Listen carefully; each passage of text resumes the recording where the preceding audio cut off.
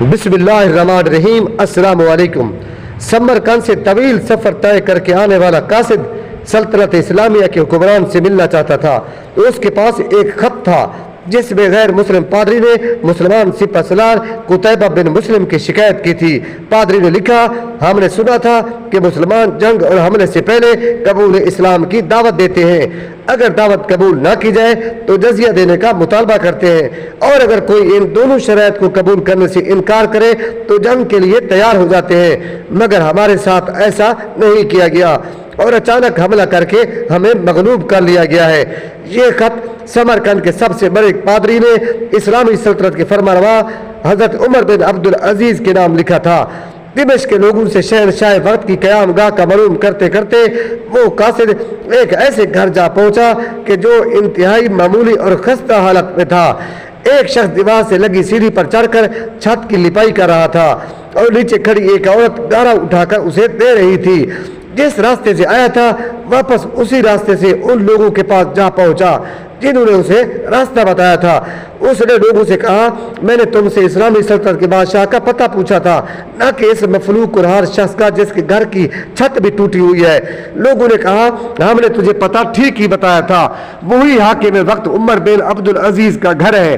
قاصد پر مایوسی چھا گئی اور بے دلی سے دوبارہ اسی گھر پر جا کر دستک دی۔ جو شخص کچھ دیر پہلے تک لپائی کر رہا تھا وہی اندر سے نمودار ہوا۔ قاصد نے اپنا تعارف کرایا اور خط عمر بن عبدالعزیز کو دے دیا۔ حضرت عمر بن عبدالعزیز نے خط پڑھ کر اسی خط کی پشت پر لکھا، عمر بن عبدالعزیز کی طرف سے سمرقند میں تعینات اپنے عامل کے نام۔ ایک قاضی کا تقرر کرو جو پادری کی شکایت سنے۔ مہر لگا کر خط واپس کر دیا۔ سمرقند لوٹ کر قاصد نے خط کا جواب اور ملاقات کا احوال جب پادری کو سنایا تو پادری بھی مایوس اور افسردہ ہو گیا۔ اس نے سوچا، کیا یہ وہ خط ہے جو مسلمانوں کے اس عظیم لشکر کو ہمارے شہر سے نکالے گا؟ نہیں، یقین نہیں تھا۔ کاغذ کا یہ ٹکڑا ہے، کوئی فائدہ نہیں پہنچا سکے گا، مگر کوئی اور راستہ بھی نہیں تھا۔ چنانچہ خط لے کر ڈرتے ڈرتے امیر لشکر اور حاکم سمرقند کے پاس پہنچے۔ حاکم نے خط پڑھتے ہی فوراً ایک قاضی کا تعین کر دیا جو اس کے اپنے خلاف سمرقندیوں کی شکایت سن سکے۔ قاضی نے پادری سے پوچھا، کیا دعویٰ ہے تمہارا؟ پادری نے کہا، قتیبہ کے لشکر نے بغیر کسی پیشگی اطلاع کے ہم پر حملہ کیا، نہ تو اس نے ہمیں اسلام قبول کرنے کی دعوت دی تھی اور نہ ہی ہمیں کسی سوچ بچار کا موقع دیا تھا۔ قاضی نے حاکم کو دیکھ کر پوچھا، کیا کہتے ہو تم اس دعوے کے جواب میں؟ حاکم نے کہا، قاضی صاحب، جنگ تو ہوتی ہی فریب اور دھوکہ ہے۔ سمرقند ایک عظیم ملک تھا، اس کے کرب و جوار کے کم تر ملکوں نے نہ تو ہماری کسی دعوت کو مان کر اسلام قبول کیا تھا اور نہ ہی جزیہ دینے پر تیار ہوئے تھے، بلکہ ہمارے مقابلے میں جنگ کو ترجیح دی تھی۔ سمرقند کی زمینیں تو اور بھی سرسبز و شاداب اور زور آور تھیں۔ ہمیں پورا یقین تھا کہ یہ لوگ بھی لڑنے کو ہی ترجیح دیں گے۔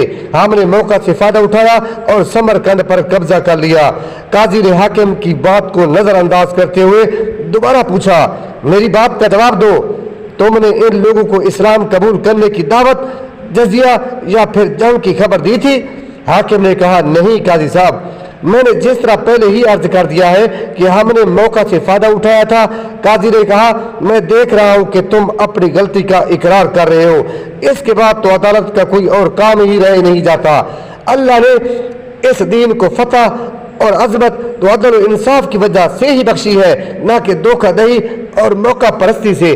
میری عدالت یہ فیصلہ سناتی ہے کہ تمام مسلمان فوجی اور ان کے عہدیدار ان بما اپنے بیوی بچوں کے، اپنی ہر قسم کی املاک اور مال غنیمت چھوڑ کر سمرقند کی حدوں سے باہر نکل جائیں اور سمرقند میں کوئی مسلمان باقی نہ رہنے پائے۔ اگر ادھر دوبارہ آنا بھی ہو تو بغیر کسی پیشگی اطلاع و دعوت کے اور 3 دن کی سوچ و بچار کی مہلت دیے بغیر نہ آیا جائے۔ پادری جو کچھ دیکھ اور سن رہا تھا وہ ناقابل یقین تھا۔ چند گھنٹوں کے اندر مسلمانوں کا عظیم لشکر قافلہ در قافلہ شہر کو چھوڑ کے جا چکا تھا۔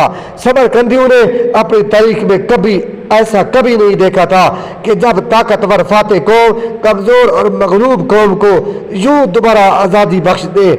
ڈھلتے سورج کی روشنی میں لوگ ایک دوسرے سے سرگوشیاں کرنے لگے کہ یہ کیسا مذہب اور کیسے پیروکار ہے۔ عدل کا یہ معیار کہ اپنوں کے خلاف ہی فیصلہ دے دے، اور طاقتور سپاسالار اس فیصلہ پر سر جھکا کر عمل بھی کر دے۔ تاریخ گواہ ہے کہ تھوڑی دیر میں پادری کی قیادت میں تمام شہر کے لوگ گھروں سے نکل کر لشکر کے پیچھے سرحدوں کی طرف دوڑے اور لا الہ الا اللہ محمد الرسول اللہ کا اقرار کرتے ہوئے ان کو واپس لے آئے کہ یہ آپ کی سلطنت ہے اور ہم آپ کی رایا بن کر رہنا اپنے لیے فخر سمجھے گے۔ دین رحمت نے وہاں ایسے نکوش چھوڑے کہ سمرقند ایک عرصہ تک مسلمانوں کا دارالخلافہ بنا رہا۔ کبھی راہبر دو عالم حضرت محمد الرسول اللہ صلی اللہ علیہ وآلہ وسلم کی امت ایسی ہوا کرتی تھی۔ آج غیر مسلم تو دور کی بات، مسلمان سے مسلمان کو کوئی امان نہیں۔ وہ کیا گردو تھا تو جس کا ہے ایک ٹوٹا ہوا تارا۔